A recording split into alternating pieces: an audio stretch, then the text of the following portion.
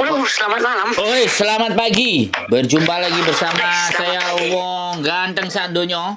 Gimana saya bisa membantu? Tolong tidak disebutkan nama dan identitas siapapun. Pripun, gimana? Iya, ini kan teman saya kan kemarin tanggal 14 kemarin kan di interminate kan. Oke, Lah, habis gitu dia hari ini dia ke agensi, dia dapat majikan gitu loh. siap. Nah, terus agensinya ini ngomong sampai dibantu ke agensinya ngomong ke PT-nya katanya dia nggak bisa lepas dari agensinya, padahal kan dia sudah istilahnya sudah putus Selesai. untuk potongan itu kan. Oke, Iya, siap. gitu. Oke. Nah, ini solusinya gimana? Karena kan majikannya yang baru ini kan mau tanda tangan, terus dia besok itu sikung gitu loh. Jadi begini ya, kalau di satu agent dan agent itu berhubungan dengan satu PT, di peraturan Indonesia itu PT selalu melihat rekotan dan rekotan itu bisa dilihat di KJRI. Jadi ada Ya, PT yang memberlakukan bahwa anak ini lewat dari 1 tahun baru bisa dilepas ke agent yang berikutnya. Jadi dari agent A yang bekerja sama dengan PT A, agent A dan PT A. Agent A dan PT A kalau anak ini nanti masih tetap di situ maka dia bisa diproses. Tapi kalau agentnya pindah jadi agent B, nah ini pada saat masuk ke KJRI, ya ini masuk ke KJRI dibilangnya susah dan tidak bisa. Aku tidak ngerti kalau itu kesepakatan antara PT di Indonesia dengan KJRI ya, atau kesepakatan agent dengan KJRI. Intinya sistem itu adanya di KJRI. Jadi setiap agent itu bisa ngelihat anak itu namanya siapa, dia cek. Oh ini masih 6 bulan ngebreak atau 6 bulan interminate. Nah, kalau menurut saya begini aja, kalau di agent itu tidak memberikan peluang untuk bisa dapat majikan dan bisa diproses di Hong Kong, ya. sebaiknya tanyain sama majikannya mau nggak dengan agent yang lain atau anaknya pindah ke agent lain. Kalau agent itu tetap nyuruh pulang loh ya.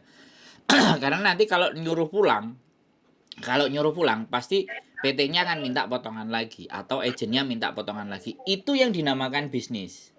Makanya sebenarnya Oh, makanya sebenarnya saya kasus-kasus yang seperti ini yang sebenarnya ingin saya pantau terus sampai di mana si teman kita tadi yang dari Indonesia tadi kira-kira bisa ya, bebas ya, ya. dari potongan supaya lebih enak. Makanya hal-hal ini bagus. Bila perlu nanti proses solusinya ya tetap di agent itu bisa nggak memproses gitu. Kalau agennya yang baru ini bisa, Nah, dia terus sanggup memproses. Heeh. Terus ya itu tadi kendalanya itu si PT-nya itu sama si agennya itu Lama. kalau saya pikir itu dia kong kali kong gitu loh. Nggak, maksud saya gini, dia dapat majikan yang baru ini di agent yang baru atau agent yang lama? Di agent yang baru. Oh, yang di agent yang lama nggak bisa balik? Yang agent yang lama katanya pulang dulu. Oh, agent yang baru Pulang nggak mau? dulu. Gini, agent yang lama dia disuruh pulang. Mm-mm. Tiketnya tanggal 21 besok kamu harus pulang. Mm-mm. Kamu harus pulang, kamu harus ke PT, Mm-mm. ya kan? Kalau Mm-mm. kamu memang proses lagi, saya proses dari awal lagi. Itu Nah, kata dia kan kata agent yang agensi baru.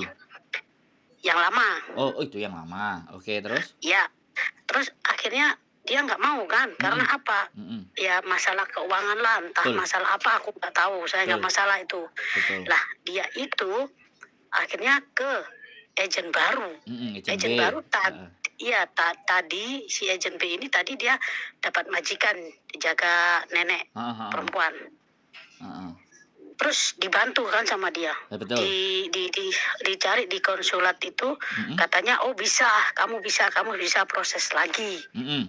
Nah, permasalahannya ini antara agent sama PT. Gitu loh. Agensi yang lama sama PT-nya nggak mau melepaskan si anak ini gitu loh. Lah, saya kan bertanya-tanya loh, kenapa? Kan potongan kamu sudah habis. Mm-mm. Kamu potongan habis, kamu di interminate. Mm. Salah kamu di mana nggak bisa dilepaskan? Oke lah, kamu bilang alasannya si agent sama PT belum 1 tahun. Kalau belum 1 tahun, dikunci, kasih alasan yang tepat. Kenapa nggak boleh pindah? Atau kan mereka cari uang lagi untuk potongan. Yes. Saya kan, pikiran saya kan gitu. Yes. Jadi Seperti itu gitu ya, loh. jadi Akhirnya saya gini, maaf. Gini aja dah, kamu kan kenal orang di Snaker. Coba ayo kita lapor ke Disnaker. Gimana cara kerjanya si PT? Nggak apa-apa lah, hancur-hancur semuanya. Saya gitu. Soalnya apa? Ini permainan antara agent sama PT. Anaknya itu ya Bang, aduh kasihan saya. Pertama kali ke Hong Kong loh, nangis-nangis loh Bang. Ya. Jadi oke. Kalau misalnya agent B mau memproses, coba aja diproses. Agent B berani nggak memproses gitu loh. Karena ini semuanya kuncinya letaknya di agent B, agent yang baru. Kalau agent yang baru berani proses ya proses. Gitu aja sih kalau menurut saya. Tapi kalau agent B ini nggak berani memproses, dia alasannya apa, kita harus pertanyakan itu. Harusnya nggak ada masalah. Kalau memang nggak bisanya karena apa, ayo kita bongkar semuanya. Kita naikkan ke konten, kita wawancarai anaknya dan apa yang menjadi persoalan gitu loh. Jadi nggak apa-apa ya. Enggak, yang jadi persoalannya itu masalahnya PT. Dia sudah dimarah-marahin, dia sudah telepon PT, udah mohon-mohon sama PT. PT tolonglah aku tulang punggung, aku pengen kerja lagi, aku sudah dapat majikan, aku di agensi baru, tolong bukalah kunciku. Gitu. Biasanya gini nanti. PT sudah marah-marah. Biasanya nanti gini, kunci itu yang bisa buka sebenarnya dari KJRI dan PT itu sendiri. Paham nggak? Jadi paham. Kenapa nggak kita kejar KJRI aja? Gitu ya. Iya dong, karena sistem kunci-kuncian ini kan KJRI yang bikin. Supaya anak tidak gampang lepas gitu. Iya, paham. Tidak gampang ngebreak, tidak gampang ini. Tujuannya kayak gitu kan. Kalau di PT saya ada di konten saya. Setelah selesai potongan ya udah buka kunci. Silahkan dia mau kemana aja siap boleh. Tapi ada beberapa PT memang mainnya begitu. Nah kalau kita bilang PT cara bermainnya begitu, siapa yang berhubungan dengan PT? Siapa yang ada rekomendasi job dari PT? Pastinya kan KJRI. Iya. Ya itu yang harus kita cari tahu. Kenapa sistem kayak gitu tidak diungkap atau tidak dikeluarkan di publik atau tidak tidak disampaikan supaya kita itu bisa berpikir. Lagi pula kalau kayak gini kan yang terjadi anak ini dikuasai, padahal sebenarnya dia itu harus berkuasa atas dirinya sendiri. Kenapa kok sistem yang membuat seperti ini gitu? Sistem ini benar. Di konten saya ada, di konten saya yang bahas tentang kunci-kuncian dan itu yang bicara orang PT di konten saya ada. Nah, tapi menurut saya satu hal, selama PT yang baru mau proses aja. Kalau PT yang baru nggak bisa proses, kita coba nanya ke KJRI. Jadi sampaikan aduan korbannya, ngomong kenapa ini, agent saya kok nggak berani memproses dan alasannya katanya PT. Nah ini gimana ini? Nah usahakan pada saat komplain itu ada rekaman, paham? Jadi kita harus punya recording. Ya kita rekam. Kalau memang ada yang ke KJRI. Itu dari nggak ada recording ke PT-nya itu yang bilang nggak bisa Ya kan kita akhirnya kan bikin pengaduan kan ke KJRI, bener nggak? Iya kan? Karena kan kita proses di Hong Kong. Kalau PT Bleset kan PT di Indonesia. Hubungannya PT sama siapa sih? KJRI. Coba kita konsulnya sama KJRI. Ya, terus diproses terus sama si agent yang baru. Terus sambil itu dia berjuang sendiri bagaimana ke KJRI coba menyampaikan aduan ini. Kayak gitu loh. Nah, kalau laporan ke KJRI pun recording. Iya kan? Jadi recording itu yang nanti akan kita pelajari. Ada apa? Ada apa gerangan? Kenapa kok ini kayak kayak diperjualbelikan atau manusia ini kayak dikuasai gitu. Bisa dipahami nggak? Ya, ya, paham saya. Saya sih nggak ada saya sebenarnya hal-hal kayak gini kalau ada yang berani, korbannya itu berani, saya ngerti. Rata-rata teman-teman kesini tuh bukan cari masalah tapi cari uang.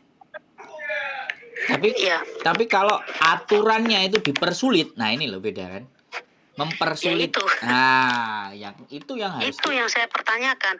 Sedangkan si anak ini anak baru. Sedangkan saya juga nggak bisa keluar kalau nggak hari Minggu. Saya bisa keluar hari biasa. Saya bisa keluar. Lah ya itu. Makanya saya mau mendampingi dia. Dia nggak berani. Tadi udah telepon saya sampai nangis. Kamu coba ke KJRI. Coba kamu pengaduan di KJRI. Kamu ngomong bla bla bla bla bla dari awal. Kenapa saya dikunci? Tapi saya nggak berani. Nggak ada yang dampingin saya loh. Saya juga bingung ini Bang. Posisi saya juga kerja, nggak bisa. Kalau hari Minggu aja saya libur bisa keluar. Saya minta bantuan siapa. Akhirnya saya cari di Facebooknya jenengan. Ya ini, ketemu nomor teleponnya jenengan. Saya minta solusinya gimana. Ya ayo. Kalau saya sih kalau seandainya ya anaknya ini tak kasih nomor teleponnya si abang ini, monggo. boleh nggak Bang? Biar ngomong sama jenengan sendiri gitu. Monggo, siap. Justru saya menanti permasalahan yang begini nih, saya nunggu.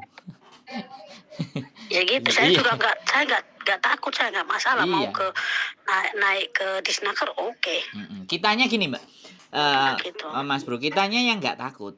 Tapi sekali lagi si korban ini kan cari uang kan, nggak cari masalah. Kalau nggak kita pahamkan duduk persoalannya kan, dia yang akan tetap menjadi korban. Nah disitulah yang saya nggak menginginkan adalah orang-orang yang baru ini nggak hanya jadi bahan peras-perasan aja gitu loh. Nah gitu loh, makanya ini yang harus sebenarnya kita mau ungkap. Saya naikin ke konten tambah seneng karena bukan saya sendiri yang mengada-ada, tapi bukti di lapangan kan ada. Iya. Nah, jadi seperti itu, nggak apa-apa ya. Kita perjuangkan aja dia tetap dengan majikan di agent B.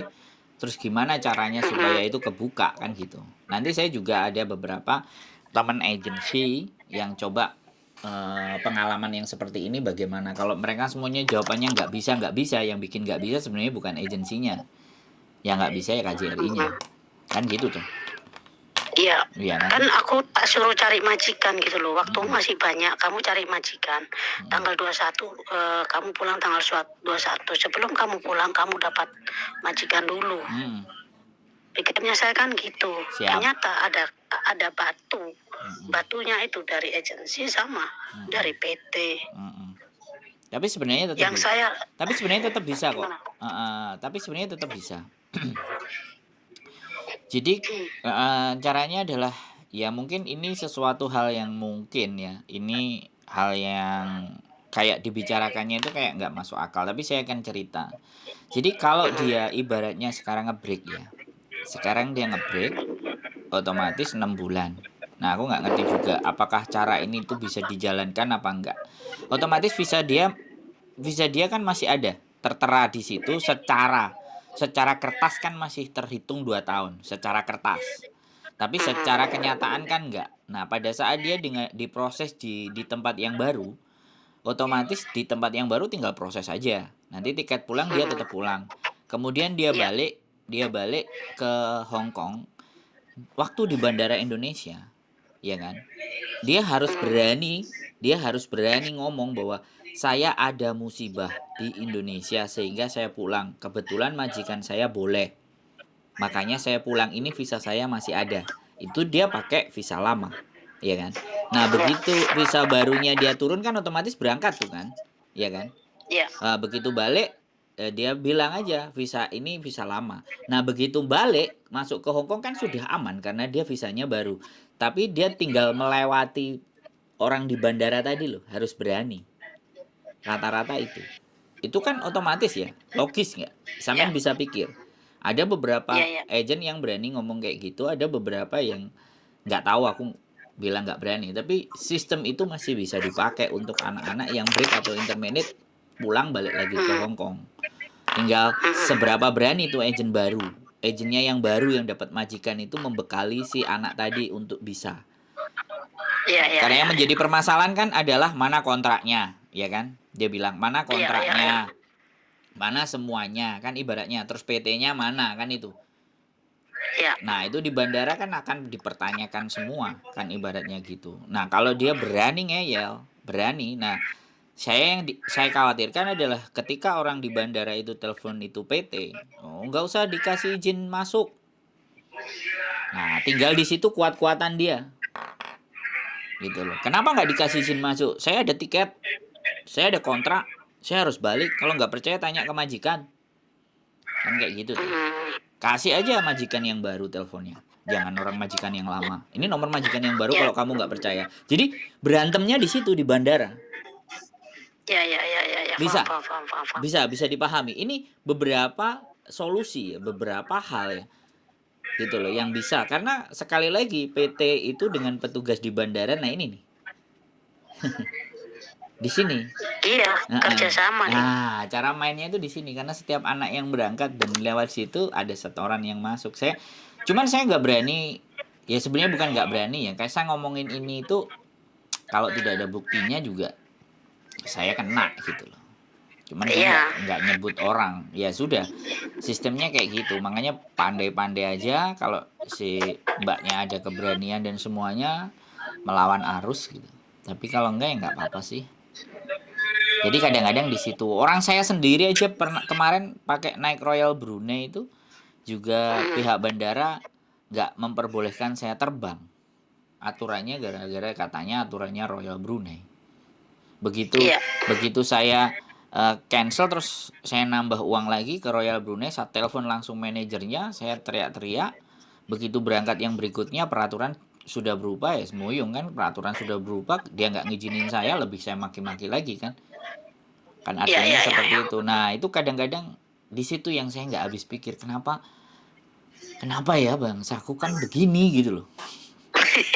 Ya uang itu masalahnya bang. Nah makanya kalau seandainya dia dari awal bilang uangnya enak, sedangkan anak-anak yang PCR-nya aja baru besok itu bisa naik kok, bisa masuk gara-gara ada capnya PT.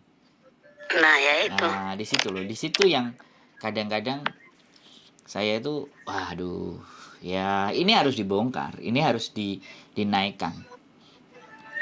Seperti itu aja sih. Ini anaknya tak telepon dari tadi nggak bisa, mungkin ya. Anaknya ya pikirannya agak nggak apa-apa santai saja. Nah, yang penting informasi. Saya kasihan sama dia gitu loh. Solusinya ya gimana? Sebentar aku juga bingung, aku nggak bisa keluar.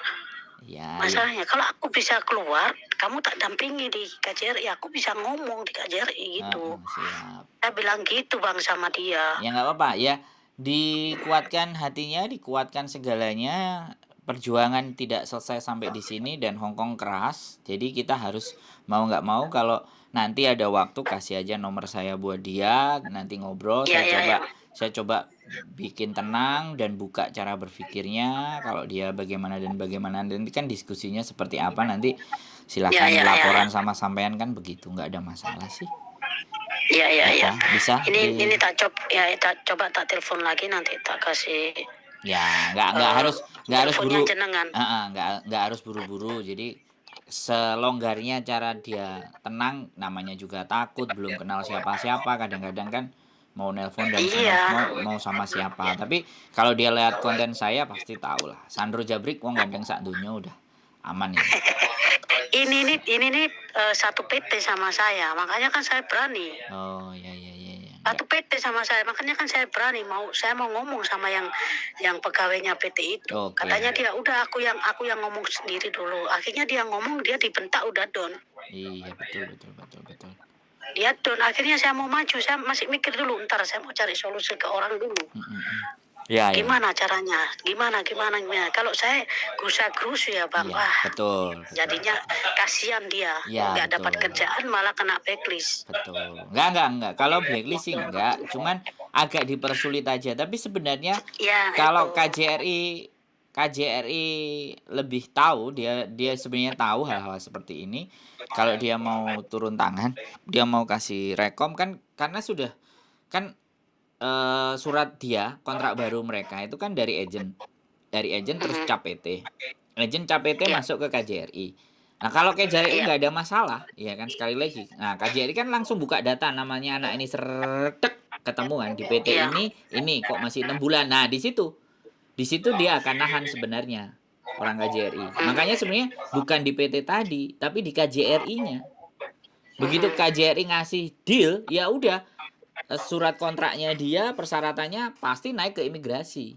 Nah, tinggal Oh, iya. dari tahap dari imigrasi, nggak ada urusan sama, pokoknya dia sudah ada rekomendasi dari KJRI, ya imigrasi, dilihatnya anaknya, mungkin alasan release letternya yang dari majikan lama karena begini dan bisa diterima, ya bisa dikeluarin. Jadi inti Iya, pokok iya, permasalahannya paham. itu di KJRI. Sebenarnya itu Oke, aja. paham, saya paham. Ya paham. kan? Jadi Iya. tidak terlalu berat sebenarnya persoalan ini. Cuman kita harus tepat aja, masuknya harus pas. Iya. Oh, paham saya. Berarti ini solusinya yang agensi yang B itu ini. Iya, agensi yang baru ini berani apa nggak? enggak? Iya. Oke. Masukin kontraknya ke KJRI itu berani nggak? Punya kekuatan nggak? Terus bisa ngelobi nggak? Kalau dia bisa lobby, dia dapat rezeki gitu loh. Kalau dia nggak bisa ngelobi, kenapa kok nggak bisa ngelobi? Berarti sudah ada kesepakatan. Antara siapa? Agensi dan KJRI. Bisa dipahami nggak? Jadi di situ tetap di sini yang punya kuasa atas Indonesia itu ya KJRI, bener nggak? Iya, paham. Saya benar. KJRI Jadi kuncinya. nggak usah perpusingkan mereka ini sebenarnya ini. Iya, nggak usah musingin PT di Indonesia, tapi KJRI-nya ngasih nggak? Oke, paham saya. KJRI ngasih, kelar tuh semuanya, selesai. Iya. Siap? Berarti ini simbolnya, ini kuncinya ini ada di agensi baru ini. Iya, agensi baru bagaimana memperjuangkan si anak ini ke KJRI itu aja. Kalau bisa kelar. Kalau iya, agensi baru dapat duit pastinya kan dari majikan. Iya. Tapi kalau nggak bisa, berarti ada perjanjian khusus antara agensi dan KJRI terhadap anak-anak yang A, B, C, D, E, F, G gitu loh. Maksud nggak? Ya. Paham. Oke? Bang, terima kasih atas informasinya. Siap. Nanti anaknya tak kasih teleponnya jenengan biar dia ngobrol sendiri sama jenengan. Yang penting tenang kita. Kalau kita tenangin kalau dulu. Dia minta tolong untuk istilahnya untuk dampingin, jenengan kan bisa siap kan, Bang? Wah, langsung tak pasang alat perekam di bajunya dia. Oh, masuk. Siap. Masuk, Bang. Terima kasih, Bang. Siap. Ya. Saya mau telepon dia dulu, tak tenangkan hatinya dulu. Betul. Nggak harus hari ini, besok nggak apa-apa. Atau menurut dia bagaimana baiknya hatinya tenang, baru kita bantu mereka, bantu teman-teman. Oke? Siap? Oke. Ya, siap, Bang. Terima kasih banyak, Bang. Sehat selalu ya. Oke. Ya. Sama-sama, Bang. Sehat selalu. Teman-teman, ya beginilah ceritanya. Makanya ada kembali lagi masalah di mana anak itu tidak berani, teman-teman tidak berani, tidak ada cukup keberanian, tidak ada cukup pengetahuan, dan tidak ada teman dan pendamping. Tapi it's okay, mudah-mudahan persoalan ini kan tidak akan menjadi rumit dan dia tetap bisa bekerja lagi di majikan yang baru. Keep stay tune in my YouTube channel and see you next video. Bye-bye.